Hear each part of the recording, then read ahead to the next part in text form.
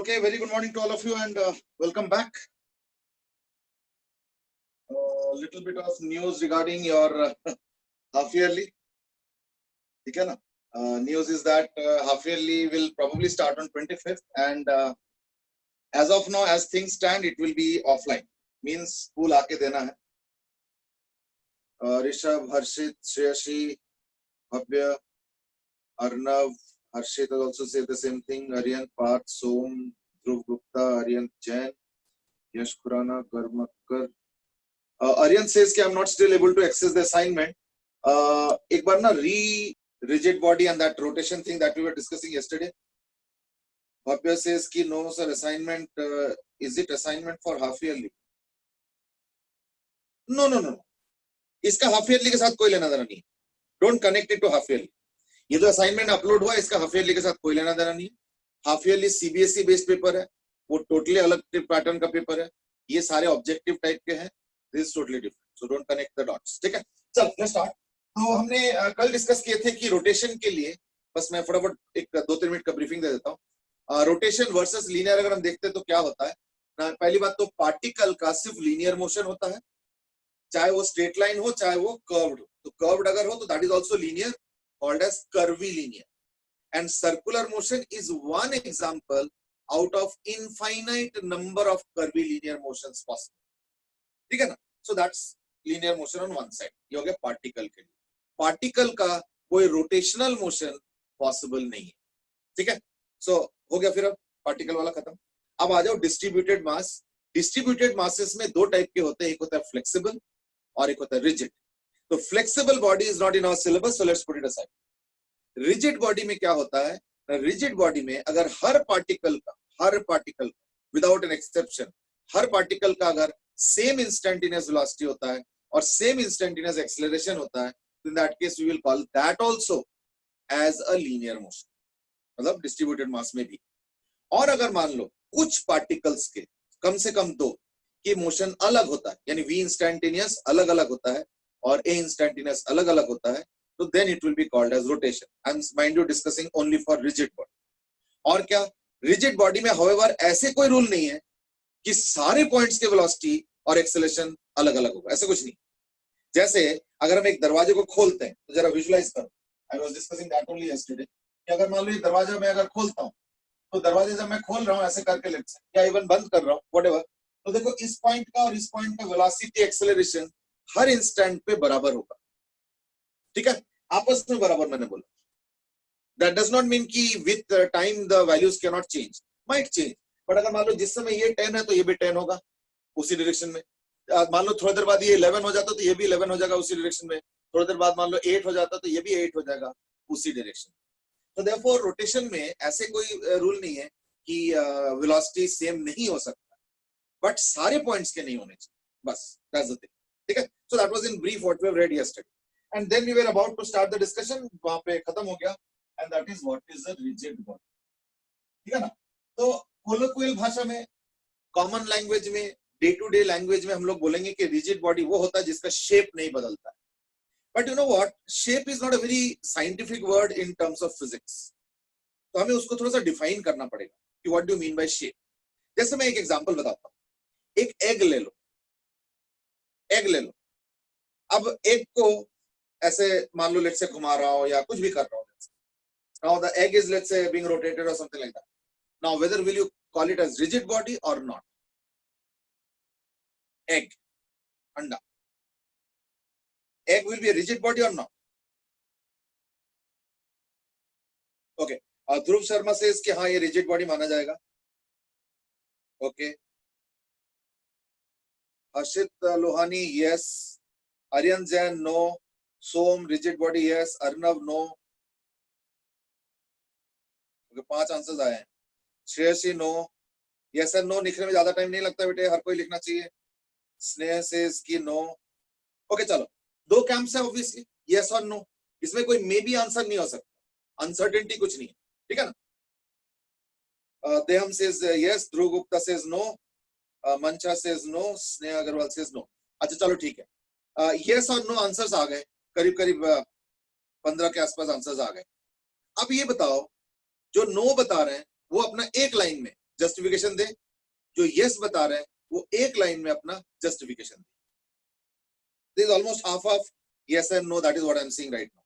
Almost आधा आधा yes और no दिख रहा है इस चैट मैसेज में.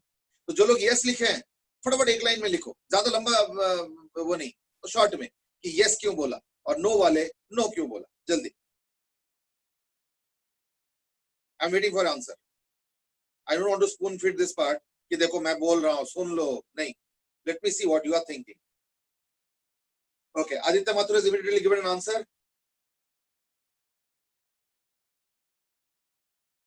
But only Aditya. चलो ठीक है, अब अरियंत ने भी दे दिया.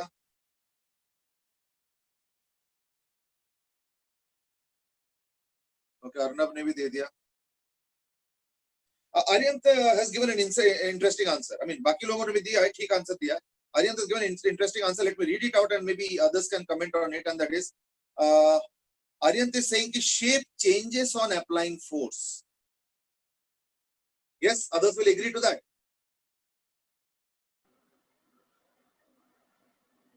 No. Okay.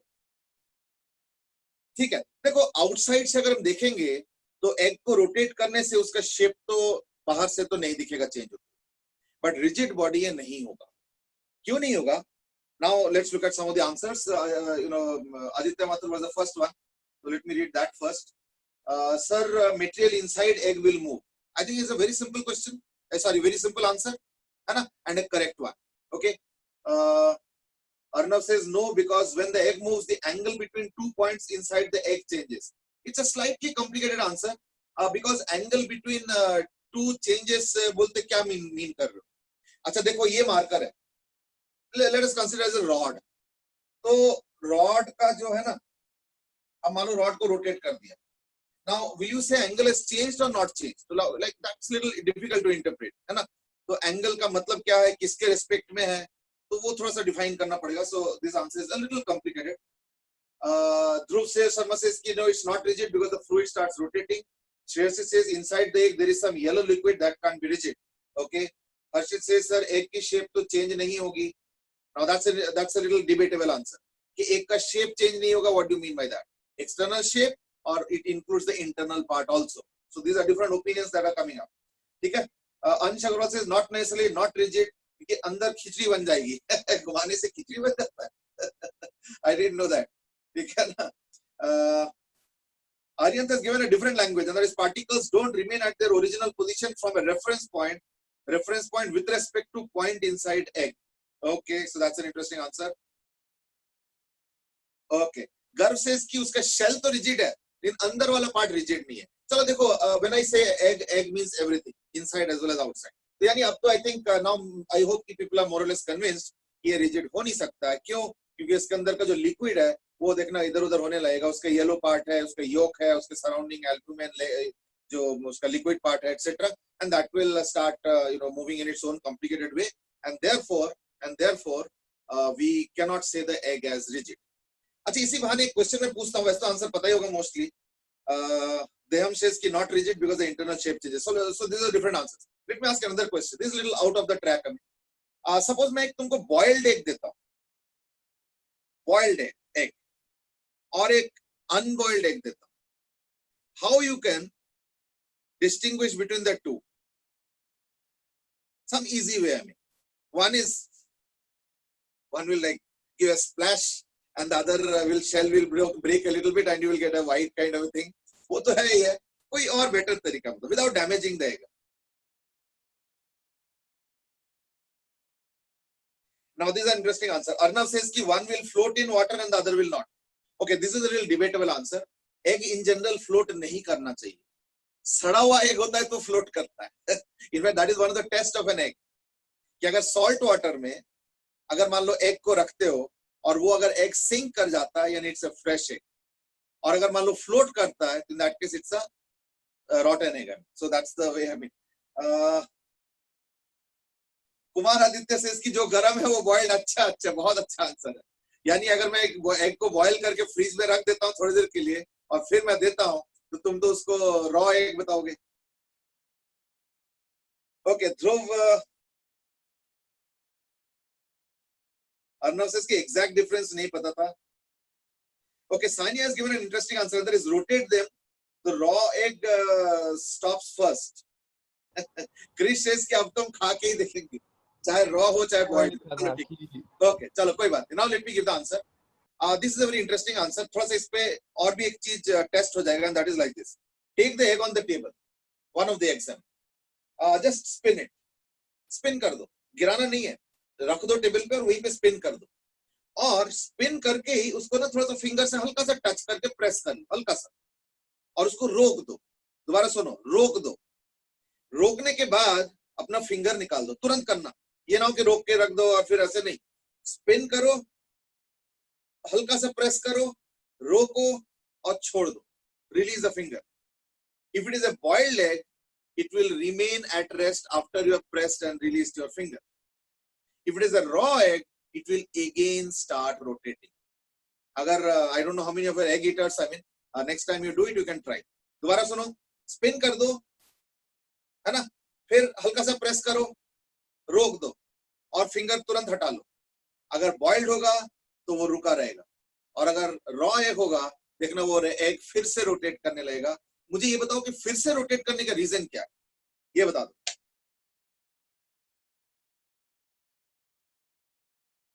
अंश अग्रवाल सेज कि ऋषभ ने आज तक एग नहीं देखा. This is unbelievable.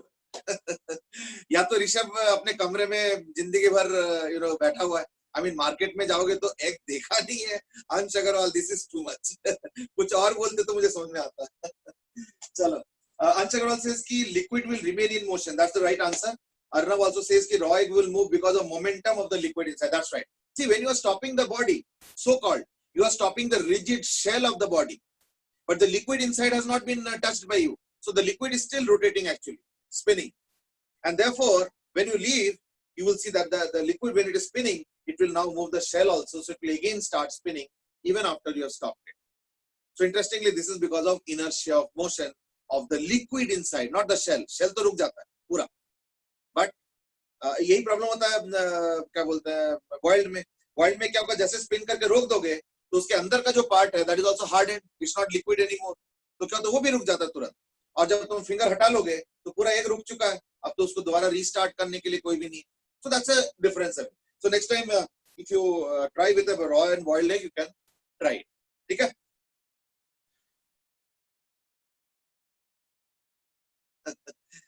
Arnav says कि अंश को शायद कहना था कि ऋषभ ने कभी एग टेस्ट नहीं किया, और लेकिन उसने गलती से जो है बोल दिया कि एग देखा ही नहीं कभी.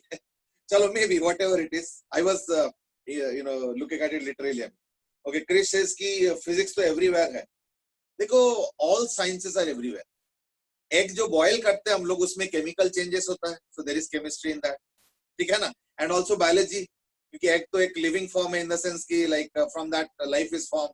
ठीक है ना. लेकिन जो पोल्ट्री वाला एग होता है, that is not living form in the sense कि उसमें से कोई you will not get a cheek out of that. तो लाइक पोल्ट्री के eggs. So there is a lot of biology also, chemistry also, physics also. Every science is there everywhere. So there should not be any bias. And कुछ भी कह लो, science का राजा तो mathematics है, वो तो हर जगह है. और ना से एग में मैथमेटिक्स क्या है, ना एग खरीदते हो तो मैथमेटिक्स यूज करते होंगे, आई एम श्योर. चलो खैर, let's come back. Now we are talking about rigid body. Rigid body देखा कि अंडा जो है रिजिड बॉडी हम नहीं मानेंगे as far as the raw egg is concern. Boiled egg हो जाने के बाद you might call it as rigid body. No issues with that. ठीक है ना. वो भी कंट्रोवर्शियल हो सकता है. It all depends on how you are interpreting, but it might be considered as a rigid body. तो रिजिड बॉडी को डेफिनेशन कैसे देंगे? लेमैन को पूछो तो क्या बोलेंगे, भाई शेप नहीं बदलता है. बट मैंने बोला ना, फिजिक्स में शेप वाला वर्ड को तुम यूज नहीं कर सकते. That's a little low level term, not really a physics और साइंटिफिक टर्म. तो हम लोग पता है कैसे डिफाइन करते हैं. तो मैं एक डेफिनेशन दे रहा हूं. अ rigid body is one in which if I take two particles A and B,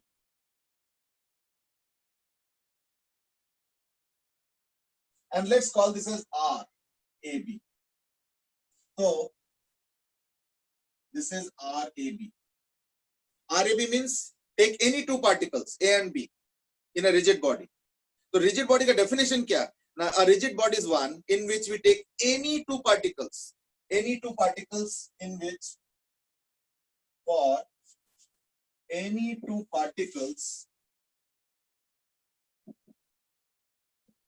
A and B, है ना,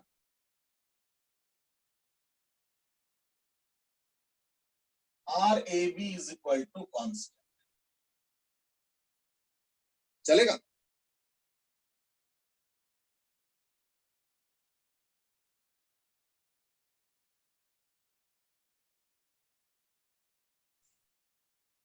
ये चलेगा या नहीं चलेगा? अगर नहीं चलेगा तो इसमें मिस्टेक बताओ. ओके, देव सेज कि हाँ ये चलेगा लग रहा है.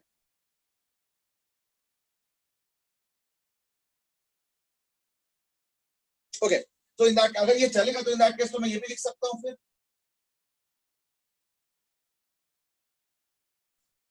दोनों में से कोई भी, मतलब, या चलेगा नहीं? ओके, नाउ यशु सेज कि नहीं ये गलत है. देहम सेज कि रिजिड बॉडी की रेफरेंस फ्रेम में चलेगा. एक्चुअली देखो, reference frame can not be a body.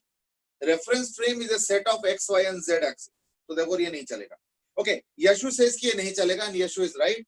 इसमें एक छोटा सा एरर है, वो छोटा सा एरर पॉइंट आउट करो.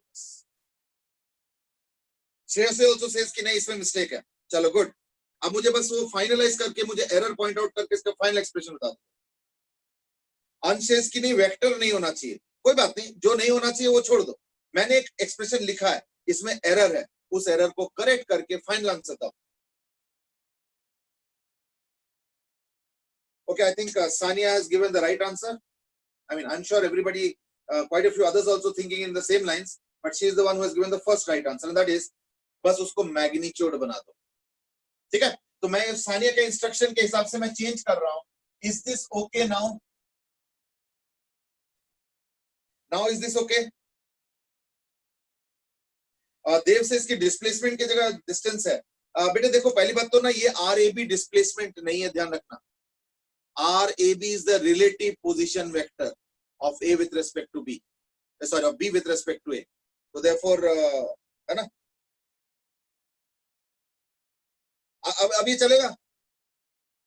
Now is it okay? अंश अग्रवाल से इसके RAB is equal to constant. वो तो मैंने पहले भी लिखा था. अच्छा, शायद तुमने वेक्टर को हटा दिया. Now is this okay? Or do you want changes in this also? चलो ठीक है, नाउ इट इज ओके. अभी कोई रिस्पांस आ नहीं रहा है, but now let me tell you that it is okay. यानी रिजिड बॉडी क्या है ना? रिजिड बॉडी वो बॉडी है जिसमें अगर मैं कोई भी दो पार्टिकल्स लेता हूं तो उनके बीच का जो सेपरेशन है, यानी RAB का mod, that is a constant. यानी अगर उसको डिफरेंशिएट करो तो इक्वल टू 0. लेकिन RAB को डिफरेंशिएट नहीं कर रहा हूं, मॉड RAB को कर रहा हूं. क्योंकि देखो, अदरवाइज प्रॉब्लम पता है क्या ना, जैसे मान लो ये बॉडी है, मान लो ये थोड़ा बॉडी घूम गया तो क्या होगा, ये जो वेक्टर ये भी घूम जाएगा. तो वेक्टर कांस्टेंट थोड़ी है, मैग्नीट्यूड कांस्टेंट होके घूम तो सकता है ना. रिजिड बॉडी में घूमने का कोई रोक तो नहीं है ना. तो देयरफॉर मॉड RAB लगा दोगे. Now it is perfectly fine. ठीक है, फाइन. चलो, सो this is the definition of rigid body, and that is rigid body is the one in which for any two points inside the rigid body or to any two particles inside the rigid body, this is a constant, or you can say the differentiation is equal to 0. ये होगा rigid body का definition. याद रखना, rigid body घूम सकता है, उसमें कोई रोक टोक नहीं.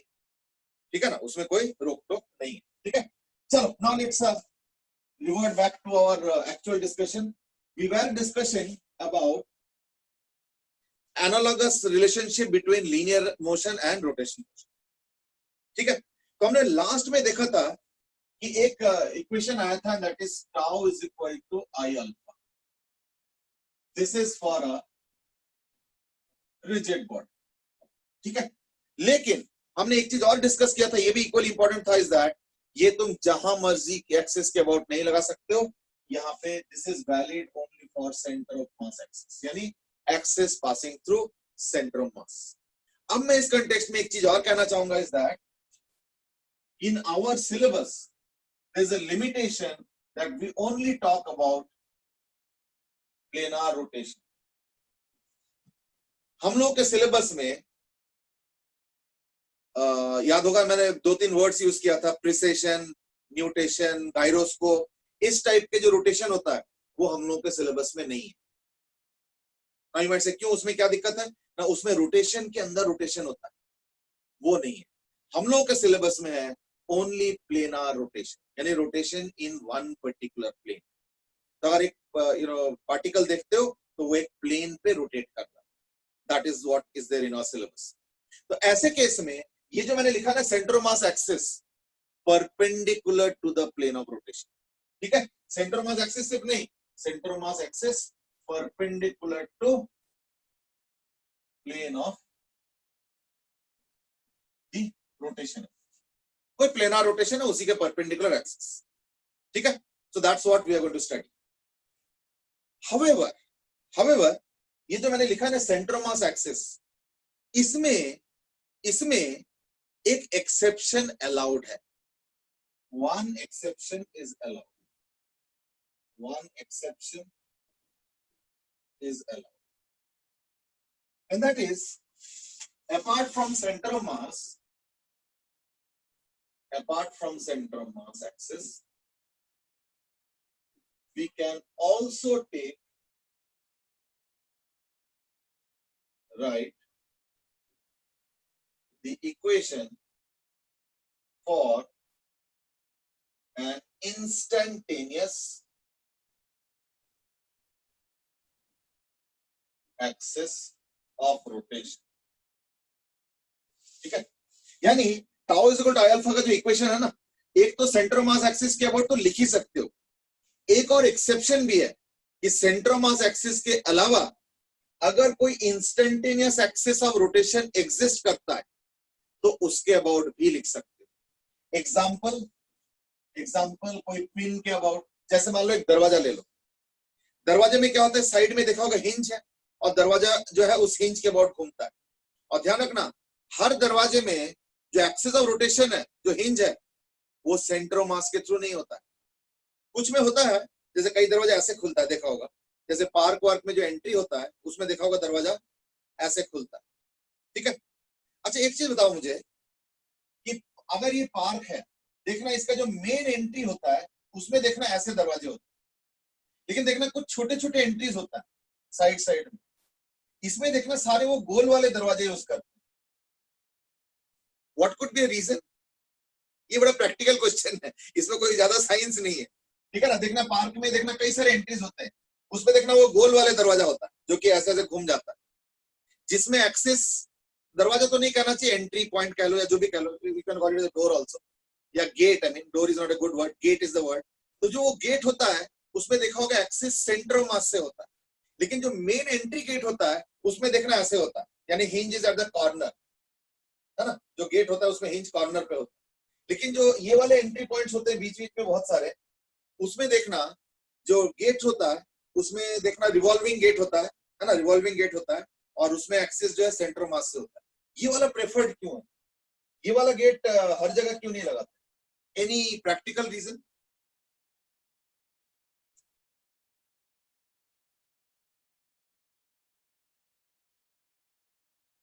यस, एनी प्रैक्टिकल रीजन कि ये वाले जो गेट्स होते हैं इसमें देखा होगा एक्सिस सेंटर पे है और वो रिवॉल्व करता है, तो this are called as revolving gets.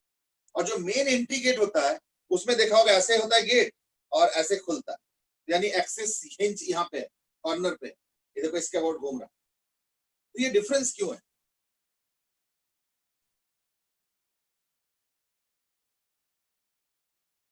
Okay, वैसे इंटरेस्टिंगली गेस वर्क दोनों ने किया है, बट दोनों ने करेक्ट आंसर दिया है। सानिया रावत एंड कुमार आदित्य दोनों ने गेस वर्क किया है, बट दोनों ने इंटरेस्टिंगली करेक्ट आंसर की तरफ ही पॉइंट आउट किया है। Let me read out the answers, if somebody else has an idea maybe you can share it. Sanya Rawat says ki is it makes it easier for dogs to move in and out of parks. बस ये dog याद क्यों आया? ठीक है। और Kumar Aditya says, okay मैं कुमार आदित्य का आंसर ही पढ़ना नहीं चाहता हूँ, दैट्स द जेन्युइन आंसर है। और कृष्ण अगर सेज कि because two people can pass easily simultaneously. अच्छा, और मेन गेट जब खुला रहता है उसमें टू क्या, उसमें तो 10 पीपल कैन मूव, है ना, तो इसलिए। अच्छा, और ऐसे पार्क में कोई हजारों का भीड़ भी नहीं होता है कि मंदिर की तरह कि तुम उसको रेगुलेट करोगे कि एक एक करके एंट्री करे, है ना। आर्यन सेज कि I thought of this idea for people, ना पीपल के वजह से नहीं है। एक्सिस ऑफ के बाद क्या लिखा है वो, अच्छा अच्छा देखो, apart from centre mass axis we can also write the equation. कौन सा इक्वेशन? ये वाला इक्वेशन. यानी ये जो टाउजोल्ड अल्फा इक्वेशन है ना, ये तुम जहां मर्जी के अबाउट नहीं लिख सकते हो. You have to write this equation based on centre mass axis. ये होता है इसका rule. That's the universal general rule. However कुछ केसेस में एक और कंसेप्ट भी एग्जिस्ट करता है, that is called as instantaneous axis of rotation. In that case centre of mass तो यूनिवर्सल है. सेंटर ऑफ मास एक्सिस के अबाउट तो ये इक्वेशन तुम यूनिवर्सली लिख सकते हो. लेकिन अगर instantaneous axis of rotation exist करता है तो क्या लिखा? For an instantaneous axis of rotation. अब ये क्या है, ये थ्रू क्वेश्चंस हम बताएंगे. जैसे एग्जांपल क्या, पिन और हिंज है ना, ऑफ विंडोज, डोर्स एक्सेट्रा. और जो नॉर्मल जो जैसे ये वाला दरवाजा या गेट, इसका जो एक्सिस है वो तो साइड में है ना, सेंटर मास पे तो है नहीं. तो साइड वाले एक्सिस के अबाउट भी लिख सकते हो. So that's a second alternative if it exists as such. ठीक है, समझ में आ गया. लेकिन एक चीज बताओ, जैसे मान लो ये वाला बॉडी नीचे गिर रहा है, अब इस वाले बॉडी का कोई पिन या हिंज वगैरह कुछ भी नहीं. तो अगर इसमें कोई रोटेशन का कोई स्टडी करना चाहते हो, in that case centre of mass axis ही एक ऑप्शन है बस. ठीक है. लेकिन अगर कोई और क्वेश्चन में जाओ जहां पे पिन या हिंज या इस तरीके से कुछ एग्जिस्ट करता है, तो you can even write equation about that pin और hinge also. Centre of mass तो यूनिवर्सल है, ये तो हर बार लिख सकते हो. लेकिन उसके अलावा भी ऑप्शन आता है कभी, वो है अगर instantaneous axis of rotation exist करता है तो. Anyway, let me by the way answer that वो जो पार्क वाला क्वेश्चन का आंसर ये है कि देखो, मेन गेट पे तो जनरली देखना गार्ड रहता है ना, कोई ना कोई रहता है, खड़ा रहता है, हु कैन रेगुलेट. तो so that cows and goats can not enter. और इनमें क्या होता है कि अगर मान लो तुम बहुत सारे ऐसे छोटे छोटे गेट वाले रख दोगे, कौन से वाले से गाय भैंस घुस जाएंगे, बकरियां घुस जाएंगे, क्या पता. लेकिन वो जो रिवॉल्विंग डोर है ना, उसका डिजाइन ही ऐसे है that cows can not enter. और थोड़ा बहुत गोट्स वोट्स चाहे तो एंटर कर सकते हैं, that too if they are very thin and all, छोटे छोटे होते हैं. But apart from that nobody can enter. Human beings तो उसको मैनिपुलेट करके एंटर कर सकते हैं. That's the reason. नहीं मत से क्यों, अगर मान लो छोटे छोटे गेट्स ऐसे बना तो दिक्कत क्या है ना. इन दैट केस एक एक बंदे रखना पड़ेगा एक एक गेट पे कि गाय भैंस ना आ जाए, क्योंकि तो सारे पार्क के फूल पौधे और जितने भी है वो तो वैसे ही खा जाएंगे. कितना गार्ड करो. मेन गेट में देखना कोई ना कोई गार्ड वार्ड या कोई ना कोई रहता है. कई बार तो मैंने देखा कि मेन गेट भी बंद ही रखते हैं, और मेन गेट के साइड में देखना एक रिवॉल्विंग टाइप का गेट होता है, उससे लोग आते हैं. कई बार तो ये भी मैंने देखा. चलो anyway, those are the practical sides. Now let's look focus on this equation, क्योंकि क्वेश्चन अगर आएंगे तो ऑब्वियसली इसी पे आएंगे. ठीक है ना. गर्व से इसके हमारे यहाँ तो कुत्ते दीवार पे चढ़ के आ जाते तो कुत्तों के लिए है भी नहीं. और कुत्ते अगर पार्क में दो चार घुसते तो जनरली कोई माइंड भी नहीं करता. ठीक है ना. डॉग्स आर लिटिल डिफरेंट है. देखो, डॉग्स हमारे पेड़ पौधे खराब नहीं करेंगे ना, खा के खत्म तो नहीं करेंगे. Cows and all they are little problematic, क्योंकि वो फिर है ना गार्डन वार्डन खराब कर देंगे. चलो ठीक है. तो let's do one thing. Let's start with a very simple question to understand how it is being used. ठीक है. और दूसरी बात ये है कि सेंटर ऑफ मास के अलावा पिन या हिंज अगर होता है तो उसको भी एक्सेस लेके कैसे करते हैं, that's what we want to study. तो therefore let's start with a very simple question. Suppose एक टेबल के ऊपर, एक हॉरिजॉन्टल टेबल के ऊपर एक रॉड रखा है. ये हॉरिजॉन्टल टेबल के ऊपर, यानी ये टॉप व्यू है. This is the top view. और यहाँ पे एज यूजुअल वो जो भीम का गदा दिया था मैंने, उसी टाइप का कुछ है मान लो. और ये एल है. ठीक है. और इसका मास 3m है, और ये एक हॉलो स्फीयर है. ठीक है. ये जो रॉड है, इसके एल डिस्टेंस दूर वो है, और रॉड जो है 3m मास का है और 4n लेंथ का है. ये भीम का गदा है, और इस पॉइंट पे पिन करके रखा गया, यानी can rotate about this pin. ये पिन है, ये पिन. मैंने एल डिस्टेंस दूर एक ऐसे फोर्स लगाया 10F. ये एल डिस्टेंस दूर है. ठीक है. और एक और फोर्स भी लगाया जो कि परपेंडिकुलर लगाया 2F. ये दो फोर्सेस लगाए गए. This is at an angle of 53 degree. ठीक है. Find alpha. Very simple question to start off with, कुछ नहीं करना है, नेट टॉर्क निकालो, टोटल मोमेंट ऑफ इनर्शिया निकालो, अल्फा आ जाएगा, net torque by moment of inertia, simple, जल्दी आंसर करो।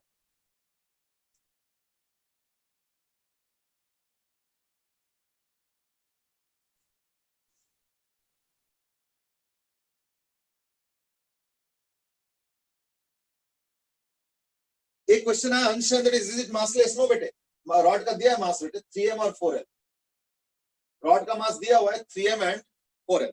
It's a very short question, simple question, 1 minute के अंदर आंसर आना चाहिए, या may be even lesser than that.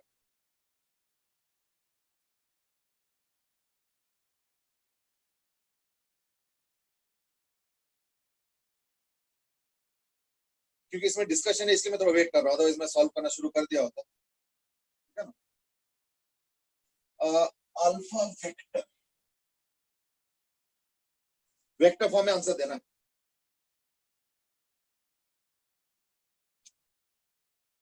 This is of mass 3m, radius l, होलोस्फीयर, ठीक है, ये होलोस्फीयर है, दिख रहा है ना।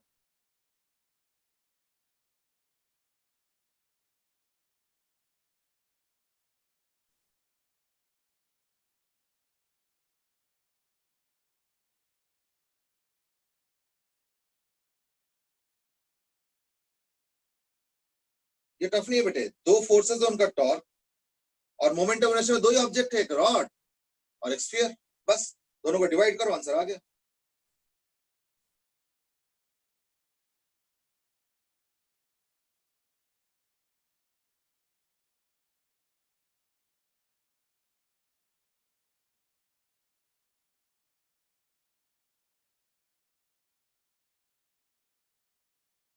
इंटरेस्टिंग चलो अब मैं स्टार्ट करता हूं, ठीक है ना। देखो, सबसे पहली बात तो ये 10F जो फोर्स है, इसको कंपोनेंट करेंगे तो क्या आएगा ना, 10F cos 53। और जरा देखो ध्यान से, 10F cos 53 का जो कंपोनेंट है that is passing through the axis, मैंने पहले बोला एक्सिस इसको लेना, that is passing through the axis.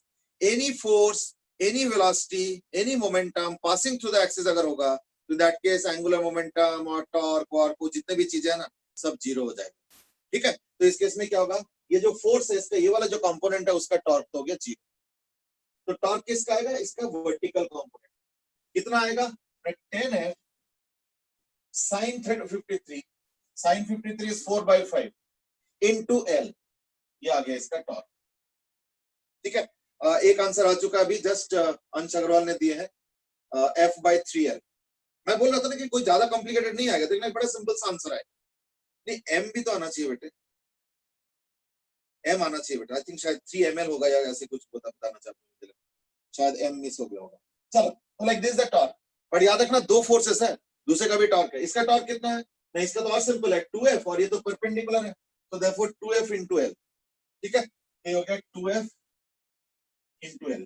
पर अभी रुको, एक प्लस माइनस का चीज है, तो ये जो दो टॉर्क होगा ये ऐड होगा या सब्ट्रैक्ट होगा, ये जो दो टॉर्क आए इनको मैं ऐड करूं या सब्ट्रैक्ट करूं? ओके, आर्यन से सब्ट्रैक्ट करना है, अंश से सब्ट्रैक्ट, देहम से ऐड, गर्भ से ऐड, भव्य से ऐड, जसराज से सब्ट्रैक्ट, देव ने डॉट डॉट दिया है, समझ, अच्छा सब्ट्रैक्ट लिखो, माइनस साइन, मुझे लगा डॉट डॉट लिखा है, श्रेयसी सब्ट्रैक्ट, अब सब लोग सब्ट्रैक्ट लिख रहे हैं, ठीक है। ऋषभ, सानिया, पार्थ, देहम, अब सबने, Kumar Aditya, they are all saying subtract, इस बार सब्ट्रैक्ट होगा। मैं बताता हूँ इसमें कई बार मिस्टेक क्यों हो जाता है, देखा कुछ लोगों ने ऐड तो बोला है ना, तो यानी मिस्टेक होगी, चलो कोई बात नहीं, we all learn from our mistakes. कई बार पता है ऐसे गलतफहमी क्या हो जाता है, और कई बार ना जल्दबाजी में हो जाता है, तो ध्यान रखना इसे, छोटी छोटी चीजें क्या होता है, देखो ये भी फोर्स ऊपर, ये भी फोर्स ऊपर, चलो जी फटाफट ऐड करो, क्योंकि हम लोगों को ना फोर्स सोचने का आदत है, टॉर्क सोचने का भी आदत बना नहीं है। जरा जस्ट इमेजिन करो कि मान लो अगर एक स्टीयरिंग व्हील है, हम लोग फोर्स कैसे लगाते हैं, यूं, है ना, यानी एक फोर्स उधर इस तरफ और एक फोर्स इधर यानी इस तरफ, तो that is how steering wheel is rotating.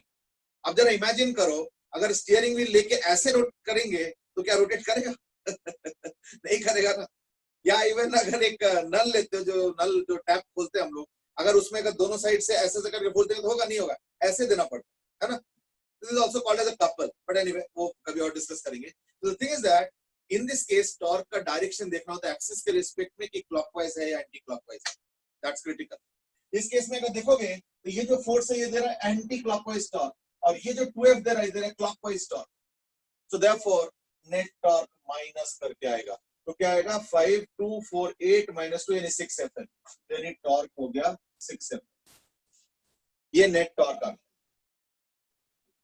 अभी डायरेक्शन क्योंकि वेक्टर है ना तो बाद में देखते हैं, अभी पहले वो हो जाए। आई क्या होगा 3m इंटू 4l का स्क्वायर बाई 12, ये हो गया रॉड का सेंटर मास के अबाउट।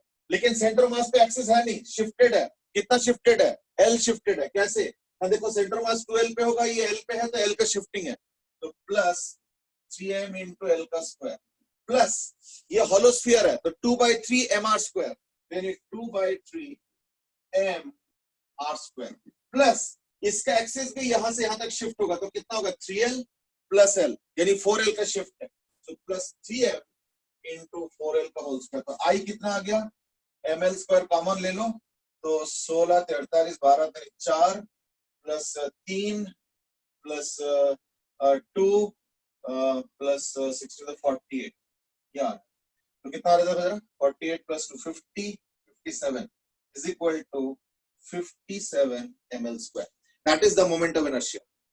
अब जाके अल्फा आएगा, alpha is equal to tau by I, तो टाउ आया 6Fl बाई 57 ml स्क्वायर, यानी 3 से करोगे तो एक L कैंसिल हो जाएगा, तो यानी 2F बाई 19 ml, ये आंसर आ रहा है। पर अभी रुको, अभी पूरा आंसर नहीं आया क्योंकि मुझे वेक्टर फॉर्म में निकालना है अल्फा।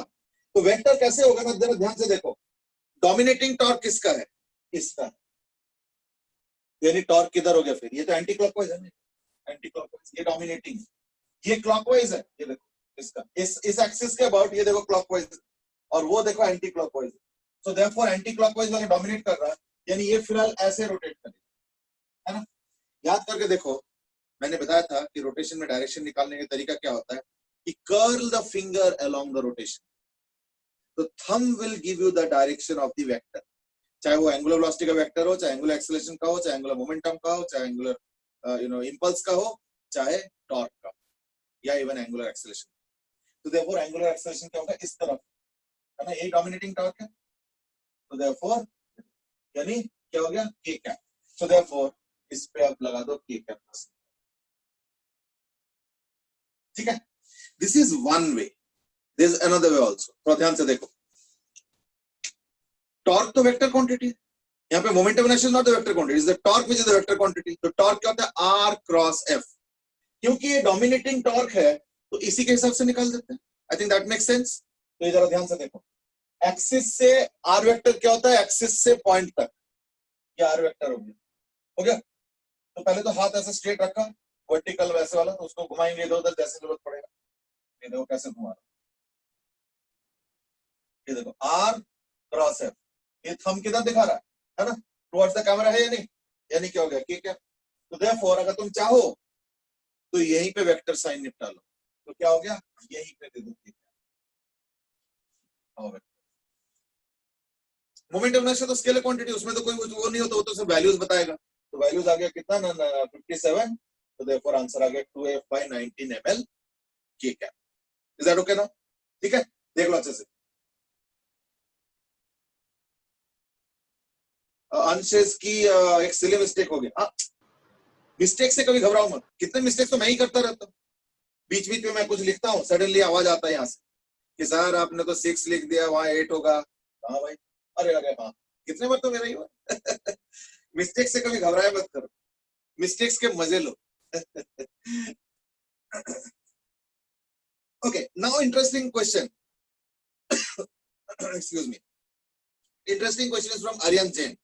थोड़ा ध्यान से सुनो क्वेश्चन। Aryan has asked, can we do it by finding center of mass and then solving about axis of center of mass? Very good question. थोड़ा ध्यान से आंसर सुनो, मुझे कोई आपत्ति नहीं है। देखो सेंटर मास निकालने कोई बड़ी बात नहीं है, ये भी 3m मास है, ये भी 3m मास है, तो ये जो इस रॉड का सेंटर और जो इसका सेंटर है, मतलब स्फीयर का सेंटर, उसके में एक पॉइंट होगा, तो सेंटर मास निकालना तो कोई दिक्कत ही नहीं है, ये दोनों के इक्वल मास है। बड़े आराम से निकल जाएंगे। पता है प्रॉब्लम कहां पे आएगा?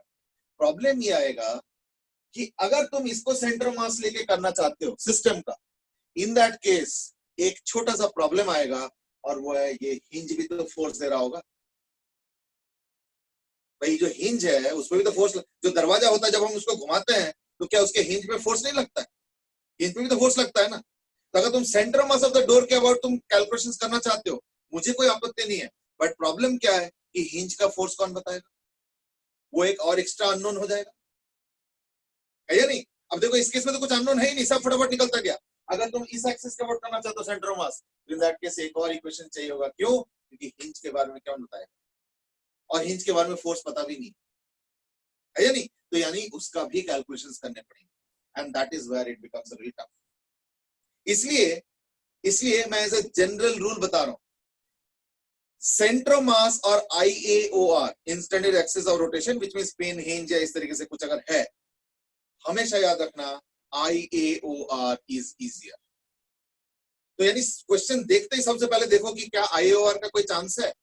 अगर है तो ध्यान रखना हमेशा उसी से क्वेश्चन सॉल्व जल्दी होगा, क्योंकि अदरवाइज क्या होगा कि वो जो IAOR के अबाउट जो फोर्सेस आएंगे वो भी एक वेरिएबल क्रिएट करेगा। इस केस में क्या होगा, ये जो पिन है या जो हिंज है वो भी तो फोर्स दे रहा होगा, वो भी एक वेरिएबल है, मतलब एक अननोन है। चलो वेरिएबल छोड़ो, अननोन है, तो वो फिर सॉल्व करना पड़ेगा, and that will make the question longer and more complex. ऐसे नहीं कि इस टाइप के क्वेश्चन हम नहीं करेंगे, करेंगे। अभी रुक जाओ, ये तो थोड़ा सा गधा वधा, ये थोड़ा सा अलग टाइप का है। अभी अगला क्वेश्चन मैं वही देने वाला हूँ, तो जरा एक बार ध्यान से देखो। ठीक है सर, काम करता हूँ इसी क्वेश्चन को, जो अरियन का क्वेश्चन है उसको थोड़ा सा एक हल्का सा इजियर कंटेक्स्ट में देता हूँ, ठीक है ना? तो I think that would be better. मैं एक काम करता हूँ, ये मुझे देना था बाद में, but now that Aryan has asked this question, तो अब इसी कंटेक्स्ट में क्लियरली कर दूंगा। ये एक रॉड है,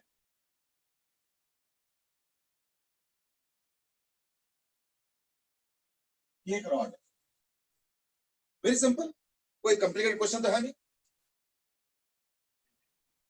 वेटिंग रूम में एक दो जो मुझे मिले वो तो मैंने एंट्री करा दिया, ठीक है ना? ध्रुव शर्मा स्पॉन्सर। तो चलो एनीवे, तो ये जो रॉड है वो है M और L। क्वेश्चन सुनो ध्यान से। सपोज मैंने क्या किया, इस थ्रेड को काट दिया,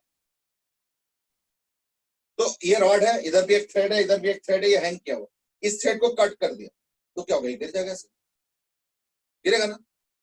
तो question is, just after cutting what is the tension in this thread? The question is,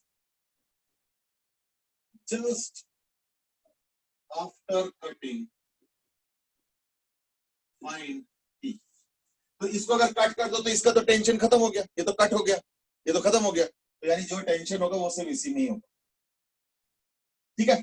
Go ahead and find out and solve the question. Solve करो। Just after cutting, ठीक कटिंग के बाद। तो ये जो क्वेश्चन पूछा गया ना आर्यन से कि भाई सेंटर मास क्यों नहीं और इसको क्यों नहीं, तो वो आंसर हो जाएगा इस केस, ठीक है? इस केस में देखना तुमको दोनों ही लेना पड़ेगा।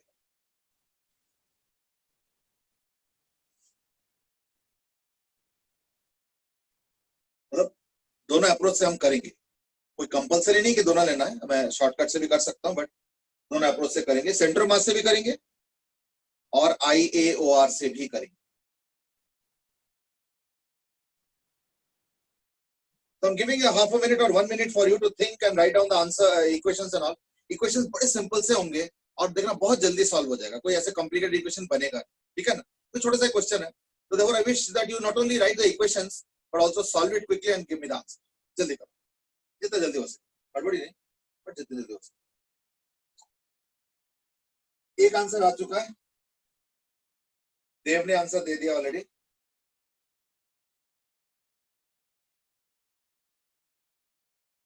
ऐसा ना, ये जो चैप्टर है ना, ये बाकी चैप्टर से थोड़ा सा टफर है। ये जो चैप्टर है ये बाकी चैप्टर से थोड़ा सा टफर है, तो आप, मेरा एक रिक्वेस्ट रहेगा इज दैट सब लोग ना आंसर दो, सॉल्व करो, आंसर दो, गलत से मत घबराओ। गलत आंसर को आज तक मैंने कभी डिमोरलाइज या डिस्करेज किया? कभी नहीं, जरूरत ही नहीं है। How does it matter कि what you're doing today? I mean, what matters is what you're going to do 1.5 years later on. बहुत रास्ता है, अभी बहुत दूर है मंजिल, इसलिए अभी से कोई घबराने की बात नहीं।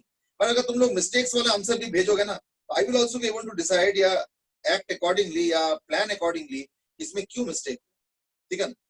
अब जैसे मान लो एग वाला आंसर मैंने पूछा, तो मैं डायरेक्टली क्वेश्चन पूछ के आंसर भी दे सकता था, पर जो मुझे आंसर्स मिला ना, तो उससे मुझे एक थॉट प्रोसेस डेवलप हुआ कि अच्छा यानी ये चीजें जो है स्टूडेंट्स आर थिंकिंग, तो मेरे अंदर भी काम करेगा दिमाग में कि अच्छा ये चीज मैं कैसे क्लियर कर सकता हूँ, डायरेक्टली या indirectly. So that is always a part. So I wish that there are many answers for these questions. These are very fundamental and simple questions.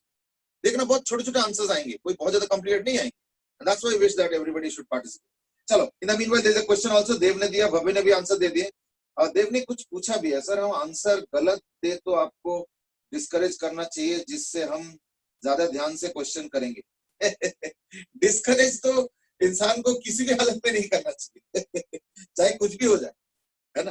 देखो, ध्यान से करना इज अ डिफरेंट, ये तो हम ऑब्वियसली एक्सपेक्ट करेंगे तुम लोग ध्यान से ही करोगे, है ना. गलत आंसर से डिस्करेज करने का तो कोई सवाल ही नहीं है. चलो,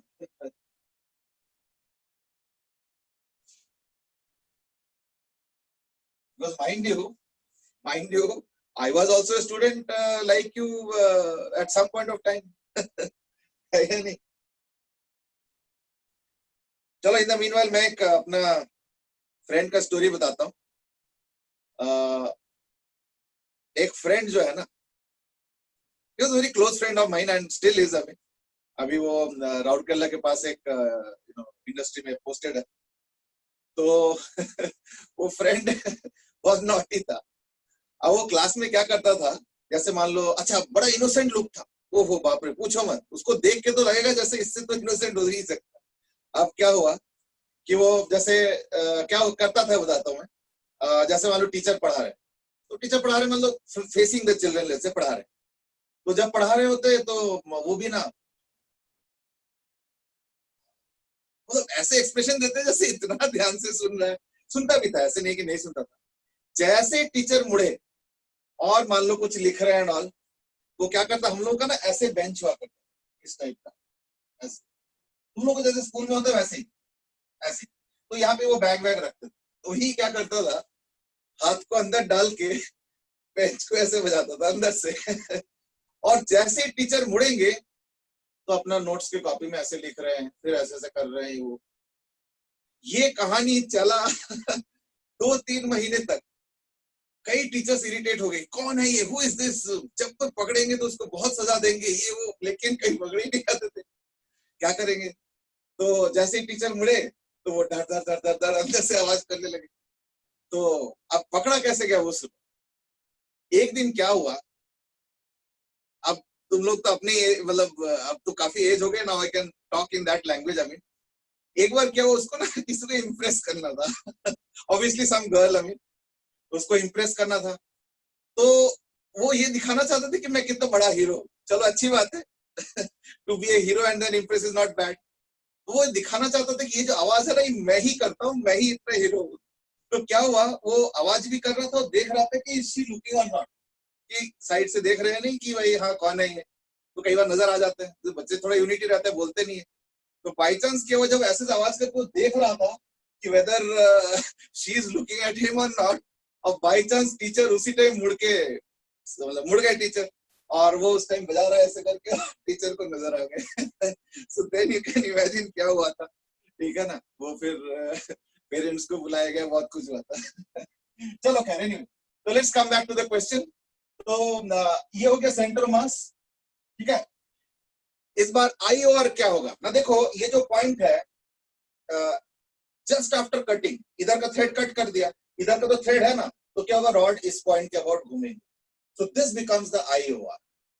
ये फील कर पा रहे हो ना, यहाँ पे थ्रेड लगा हुआ है, ये देखो, ये जो ये फिंगर, ये थ्रेड है समझ लो, और ये रॉड जो है इसको इस पॉइंट के अबाउट उस समय इंस्टेंटेनियस एक्सिस बन जाएंगे, ये थ्रेड का point. So I am going to write the torque equation about this. ठीक है. तो क्या हो गया ना, एक mg हो गया, और ये L लेंथ है, तो ये क्या हो गया, L/2. यानी टॉर्क हो गया mg into L/2. इस पॉइंट के अबाउट टॉर्क का इक्वेशन लिखने का एक और फायदा भी है कि देखो टेंशन तो है, लेकिन उसका टॉर्क तो आया नहीं एक्सप्रेशन में, तो यानी mg into L by two is the torque. Moment of inertia क्या होगा ना, हमें पता है कि रॉड के कॉर्नर के बोर्ड मोमेंट ऑफ इनर्शिया क्या होता है ml square by 3, so therefore alpha will be tau by I equal to mg into L by two upon ml square by 3, यानी क्या हो गया, तो therefore alpha is equal to 3g by 2l।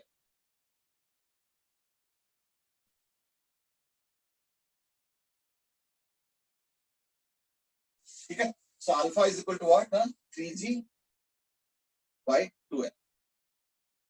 ठीक है, वैसे मैं कभी कभी सोचता हूं कि अभी तो ऑनलाइन क्लासेस चल रहा है, अब कुछ दिन बाद ऑफलाइन होगा, तो मैं कई सारे आइडियाज तुम लोग को दे रहा हूँ, कहीं पता चला हमारे ऊपर ही वो इम्प्लीमेंट हो रहा है। so I am risking also.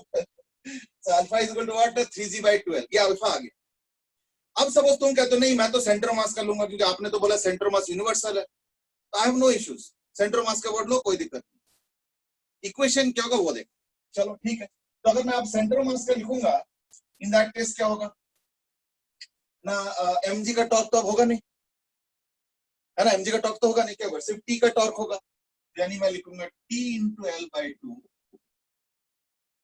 Is equal to ml square by 12 into alpha. सुना है ना, टॉर्क क्या हो गया ना, t और l बाई टू, तो टॉर्क ऑफ द टेंशन, और अब क्योंकि centre of mass of the rod के अबाउट मोमेंट ऑफ इनर्शिया हो गया, तो वो तो ml स्क्वायर बाई 12 होता है, तो ml square by 12 into alpha, so this is I into alpha, हो गया। But then there is a problem, जो मैं प्रॉब्लम पिछले बार भी कह रहा था, इज दैट सॉल्व कहां हुआ, सॉल्व कहां हुआ, टी तो नोन ही नहीं है, इसलिए इस बार एक और इक्वेशन लिखना पड़ेगा, और वो क्या है ना, इसके लीनियर का इक्वेशन, लीनियर का इक्वेशन यानी लीनियर मोशन का इक्वेशन क्या होगा ना, इसका सेंटर मास ऑब्वियसली नीचे जा रहा है, ये देखो अगर रॉड नीचे जा रहा है तो उसका जो सेंटर मास है वो भी नीचे जा रहा है, तो एक और इक्वेशन पता है क्या आएगा, mg माइनस टी, क्यों mg और t ऊपर, तो net force is equal to mass into acceleration. लेकिन प्रॉब्लम है ना, अभी भी कौन सा सॉल्व हो गया, अभी भी तो देखो टी ए अल्फा, तीन अननोन आ गया और दो इक्वेशन है, यानी एक और इक्वेशन लिखना पड़ेगा। वो इक्वेशन क्या होगा, देखो कि कुछ भी कह लो, ये पॉइंट तो रेस्ट पे है ना, ये पॉइंट तो रेस्ट पे है, तो देयरफॉर अगर मैं इस पॉइंट का एक्सेलरेशन कहूंगा या निकालूंगा तो क्या आना चाहिए, जीरो आना चाहिए, ठीक है।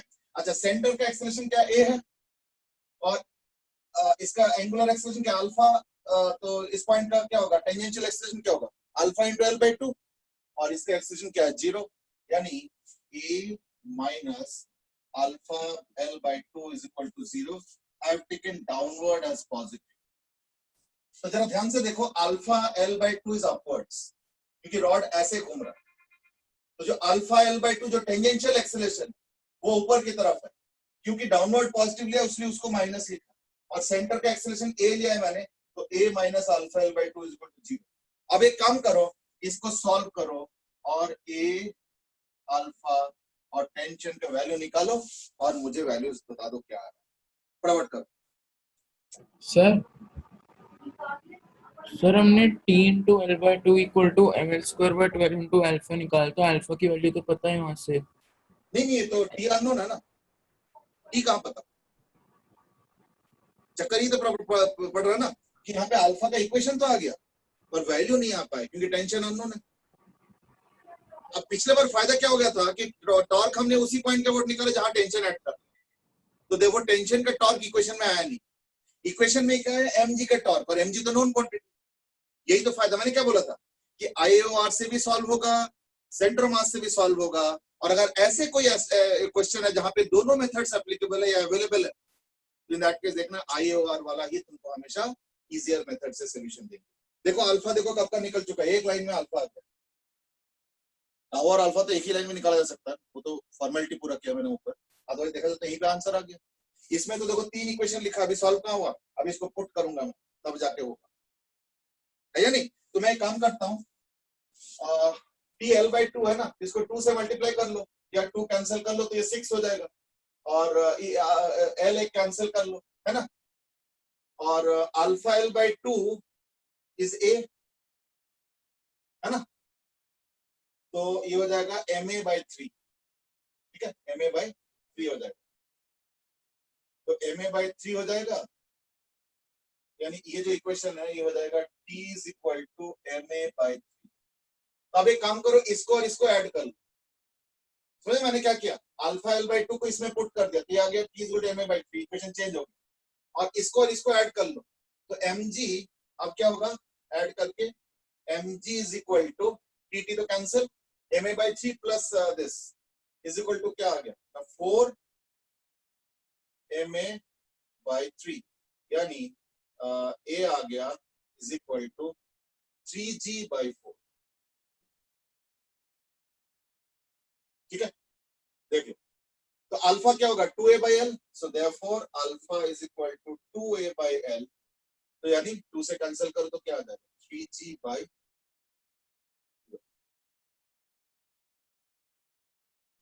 See, what I wanted was that I wanted you to get an experience of what could possibly happen if, let's say, IAOR is available as an option to solve that particular question.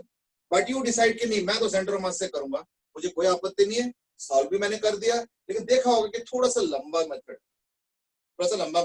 ठीक है ना, जैसे दिख रहा है यहाँ पे, तो like you can easily decide for yourself। वाली इक्वेशन में था ना a minus alpha l/2 वाली थर्ड इक्वेशन जो ये वाला, यस हाँ, तो मैं ये कह रहा हूँ कि देखो ये जो पॉइंट है ना, ये रेस्ट पे होना पड़ेगा। क्यों? क्योंकि ये धागे ने पकड़ के रखा है उस रॉड को। अच्छा, अब एक चीज बताओ, सपोज अगर एक रॉड नीचे जा रहा है ए से और घूम भी रहा है, तो किसी पॉइंट का एक्सेलरेशन क्या होता है, सेंटर का एक्सेलरेशन का वेक्टर प्लस एटी वेक्टर यानी टेंजेंशियल एक्सेलरेशन का वेक्टर प्लस रेडियल एक्सेलरेशन का वेक्टर। तो रेडियल तो होगा नहीं क्योंकि ओमेगा इस वक्त 0 है, जस्ट स्टार्टिंग हो रहा है, लेकिन टेंजेंशियल एक्सेलरेशन तो होगा अल्फा आर। तो अल्फा आर किस तरफ, देखो रॉड ऐसे घूम रहा है ना, तो देखो अल्फा आर के ऊपर की तरफ है, तो आर बोलते हैं क्या l/2, और एक्सेलरेशन सेंटर का क्या है a डाउनवर्ड्स, तो a डाउनवर्ड्स को मैंने पॉजिटिव लिया, ये देखो पॉजिटिव डाउनवर्ड लिया, तो a डाउनवर्ड्स पॉजिटिव हो गया, और अल्फा l/2 देखो ऊपर की तरफ, ये देखो ऐसे हो, है ना, ओके तो देखो minus alpha l/2, alpha r वो tangential alpha that has to be equal to 0, क्योंकि थ्रेड जो है उस पॉइंट को पकड़ कर रखा है, उसको जाने नहीं देगा, तो उस पॉइंट का एक्सेलरेशन तो 0 ही करेगा। Therefore, I have written this equation. You can call this as the constrained equation. ये हम लोग न्यूटन्स लॉ के क्वेश्चन में भी करते थे, है ना, कंस्ट्रेंट इक्वेशन, क्योंकि ये पॉइंट इसको पकड़ कर रखा है, थ्रेड ने उस पॉइंट को पकड़ कर रखा है और इस वजह से उसका एक्सेलरेशन को 0 करा के रखे। सर पिछले जो आपने फर्स्ट मेथड बताया अल्फा इक्वल टू 3g/12 जिससे है, उसके बाद टेंशन निकालने के लिए क्या करेंगे? मैं अल्फा इक्वल टू 3g/12 इससे भी है, ऐसे नहीं है। हाँ, आगे बोलो। सर उससे टेंशन कैसे निकालेंगे? हाँ, जो फर्स्ट मेथड हाँ बताया। मैं समझ गया। देखो अब अगर तुम बोलोगे मुझे तो टेंशन निकालो, तो कोई बात नहीं, उसका भी तरीका बता देता हूँ, मैं समझ गया तुम्हारा क्वेश्चन। देखो अल्फा अगर 3g/12 होता है तो ए क्या होगा, ए क्या होगा अल्फा l/2, है ना, फॉर द सेम इक्वेशन, इसी इक्वेशन से पता चल रहा है a इज अल्फा l/2, तो अल्फा आ गया, तो इनटू l/2 करो तो 3/4g, यानी इस बार a आ गया इक्वल टू 3/4g। अब एक काम करो, इक्वेशन लिखो, क्या, mg minus t is equal to ma, यानी 3/4 mg आ गया। तो t कितना आ गया, mg माइनस 3/4 mg, यानी mg/, वो यहाँ पे भी आएगा, पुट करके देखो, ये भी a आया है ना, a आ गया इससे 3g/4, इसको पुट करके देखो। ओके सर, तो आएगा उससे भी, ऐसे कुछ नहीं है, it is just the methodology is different, और कोई बात, ठीक है ना। इन द मीनवाइल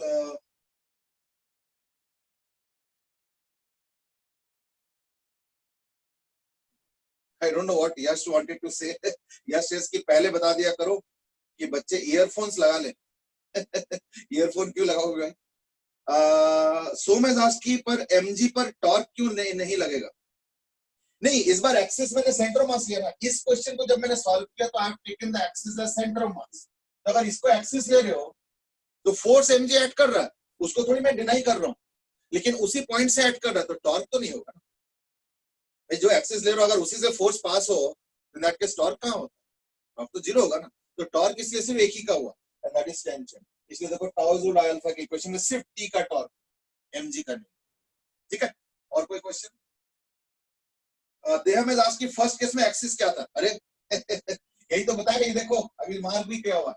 पहले केस में ये जो मेथड किया मैंने, ये एक्सिस एज द कॉर्नर, ये IAOR है, this is the IAOR for this question and this is not the centre of mass. तो चलो लिख देता हूं मैं IAOR एक्सिस, और ये हो गया सेंटर ऑफ मास एक्सिस। तो IAOR एक्सिस का मेथड ऑफ सॉल्यूशन ये आ गया, और सेंटर ऑफ मास के मेथड का सॉल्यूशन ये। I hope now that's okay. चलो अभी तो और कोई क्वेश्चन तो नहीं आया। चलो ठीक है, I think let's curtail the discussion here only. There is a lot to discuss in this particular chapter. I mean, as I said, this chapter is not only really long, but slightly tougher than the other chapters. So therefore, pay attention and do answer. गलत सही से घबराओ मत, do give the answer. In fact, मैं तो कहता हूँ कि एक काम करूंगा, अगले दिन ना मैं वो 9555 वाला मोबाइल अपने हाथ में रखूं, so that कहना कि not only answer but even send the solution also. ठीक है ना? So that मैं फटाफट देख के at least I can also make a mental map कि कहाँ जो है गैप्स है and how can it be filled it up easy. तो कोई ऐसे चैलेंज कुछ नहीं, ज्यादा हो जाएगा, ठीक है ना? Okay, now Dhruv Gupta as usual in his customary says method says, या customary मेथड तो नहीं बोलूंगा, habit says क्या, thank you and have a great day evening and night. हो सारा ही ग्रेट कर दिया। चलो एनीवे, दैट्स इट। किस चैप्टर के बारे में कह रहे थे आप? इस चैप्टर के बारे में, रोटेशन थोड़ा बड़ा भी है, थोड़ा सा बाकी चैप्टर से हल्का सा डिफिकल्ट है, तो इसलिए मैं चाहता हूँ कि पार्टिसिपेट करो, so that I also get a feel कि what all is in your minds, so that the discussion can be moulded according. चलो आज के लिए इतना ही, कल मिलते हैं। Thank you.